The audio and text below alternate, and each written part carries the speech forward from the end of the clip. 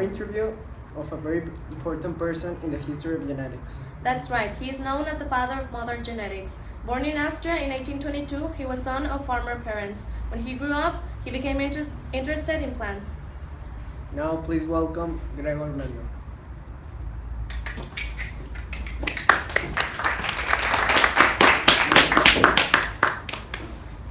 Thanks, Sanders. Mr. Mendel, would you mind telling us a little bit about the experiments you made throughout your life? Yes, of course. Well, first of all, I studied the pea plants because they can make a vast number of offsprings. Then, with these offsprings, I make hybrids. Well, the hybrids I make were two pea plants because I can pollinate them, and like that I can reproduce them.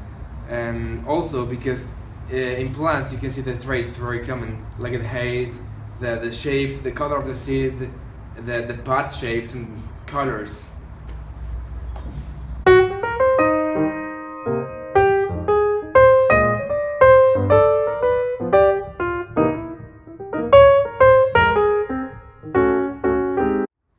So what did you do with those people? Did you cross-pollinated the plants yourself? Well, yes. Well, sometimes the plants will have different characteristics, and sometimes you'll be the same. So you have to observe them, and then observe the next generation and the next generation, and then I conclude that there's like a gene that's determinant from the other. What about other experiments? We also know that you use mice. Well, yes, I was in St. Thomas Abbey, and I worked with bees, but because my bishop doesn't like me using sex, so I switched to plants. And what happened with the environment with the American honeybees? Well, unfortunately, none of my results survived, and I used bees that were aggressive, and people didn't like them. Tell us about your laws. What did you state in the law of dominance, for example? Well, my law of dominance. Well, in my glasses. Well, in across parents, the poor and gastron traits, only one form of the trait will appear in the next generation. When it's hybrid.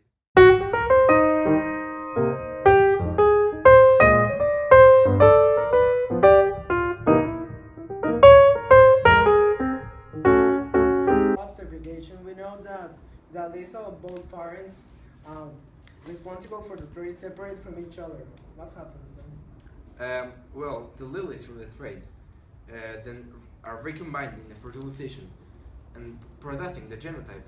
Well, this genotype you have to split the genotype, one above each column and one in front of each. Well, you have segregated the alleles for the specific trait. Finally, what about the law of independent assortment? Well, alleles for different traits are distributed for sex cells, yeah, or offsprings, independently, one of another. In the case of the plants, I found that R, the dominant allele for round seeds, lowercase is from wrinkled seeds, the G is from green seeds, and the G is for jello pods.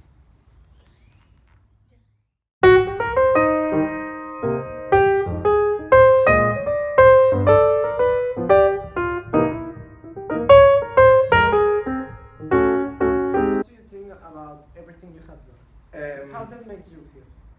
Well, I wasn't really looking for heredity, but by making the people experiment and exchanging the point of views with other botanics, I can realize that this will be like a new information for everyone.